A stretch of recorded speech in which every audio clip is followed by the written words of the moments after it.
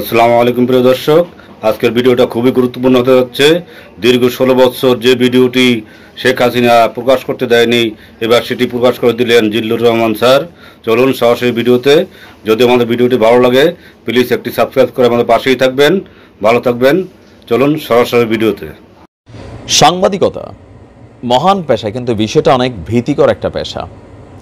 একজন অডিয়েন্স হিসেবে আপনি অনেক কথা শুনতে চান, তার মানে এই না যে একজন সাংবাদিক যিনি আছেন তিনি এই কথাগুলো জানেন না, বোঝেন না, বলতে পারেন না। আপনি তারে গালি দিচ্ছেন যে তুই কেন বলস না, কিন্তু এগুলা বলতে গেলে আপনার বাড়িতে গভীর রাতে পুলিশ যায়, আপনার জন্য এলাকার মধ্যে নানানভাবে আপনার পরিবারকে ডিস্টারবেন্স করা হয়, প্রশাসনের বিভিন্ন জায়গা থেকে ফোন যায়, আপনাকে সরাসরি ডাইকা নিয়া এসপি, ডিসি, স্বয়ং প্রধানমন্ত্রী আপনাকে নানান কথা বলে। তো ভাই, আপনি তো বাংলাদেশেই বসবাস করবেন, এমন কোন মারপোলা আছে যে একটা দেশের প্রশাসনের সাথে, প্রধানমন্ত্রীর সাথে পাঙ্গানিয়া কাজ করবে? তবে এটা যে শুধুমাত্র এক আমলে হয়েছে তা না, অতীতেও হয়েছে, ভবিষ্যতেও হয়তোবা হবে। তবে আমরা চাই না নতুন বাংলাদেশে এই জিনিসগুলো হোক, কিন্তু এটা হবে। এটার মেইন কারণ হচ্ছে আমারই কোনো ভিডিও যদি আপনার কাছে ভালো না লাগে তখনই আপনি বলেন তুই দেশে আয়। এটাই হচ্ছে বাস্তবতা। আচ্ছা, আমি কথা বলছি সাংবাদিক জিল্লুর ভাইকে নিয়ে। আমি বরাবরই ওনার সাংবাদিকতা পছন্দ করি, নিউট্রাল একটা অবস্থান থাকেন। এখন নিউট্রাল সাংবাদিক মানে হচ্ছে কি, আওয়ামী লীগ বিএনপি নিয়ে কারো পক্ষে বলে না, যেটা অন্যায় সেটা অন্যায় বলে যতটুকু বলতে পারে, যেটা নেয় সেটা নেয় বলতে পারে। এখন এটাতে হয় কি, তিনি কোনো দলের হন না। তো এরপরেও আওয়ামী লীগ সরকারের সময় বাটে পড়ে গেছিল সাংবাদিক জিল্লুর। সময় টিভি থেকে শুরু করে ওনারে বহুত কিছু করার চেষ্টা করছে। এবার আসেন বেসরকারি টেলিভিশন চ্যানেলে তিনি যে টকশো করেন, সেই টকশোতে তিনি আপনার সেনা সমর্থিত তত্ত্বাবধায়ক সরকারের সময় বঙ্গবন্ধুর খুনি কর্নেল আব্দুর রশিদের একটা সাক্ষাৎকার নিয়েছিলেন। এই সাক্ষাৎকারটা নিয়ে তাকে নানান ধরনের ঝক্কি ঝামেলা পোহাইতে হয়েছে, আর এই সাক্ষাৎকারটা তিনি এরপরে দ্বিতীয়বার প্রকাশিত করতে পারেন নাই। আর সেই ঘটনাটাই এতদিন পরে তিনি আজকে সামনে এনেছেন।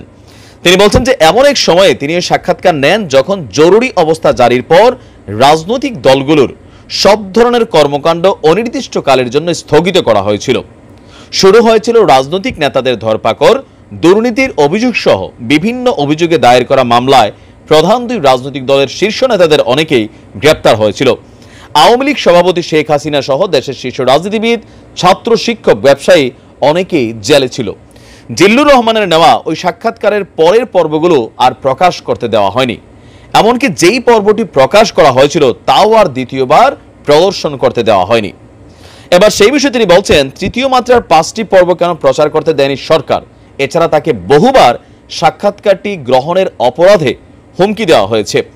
তিনি বলছেন যে একসময় সাবেক প্রধানমন্ত্রী শেখ হাসিনা নিজে তাকে ডেকে নিয়ে এগুলো প্রচার না করতে বলেন, সংসদেও তাকে নিয়ে সমালোচনা করা হয়। তার বিরুদ্ধে অভিযোগ ছিল যে বঙ্গবন্ধুর আত্মস্বীকৃত খুনি সন্ত্রাসী যুদ্ধ অপরাধের টকশোতে ডেকে দেশবিরোধী অপরাধী কার্যক্রম প্রচারে তাকে সুযোগ করে দিচ্ছেন। যথাযথ প্রশ্ন করে অপরাধীদের জবাবদিহিতার আয়তায় নিয়ে আসার বদলে তাদের কথা তিনি শুনছেন বা জাহির করছেন। এর মধ্য দিয়ে তিনি নিজেকে বিএনপি জামাতের একজন প্রচারককারী হিসাবেই তুলে ধরেছেন। এইটাই হচ্ছে সমস্যা।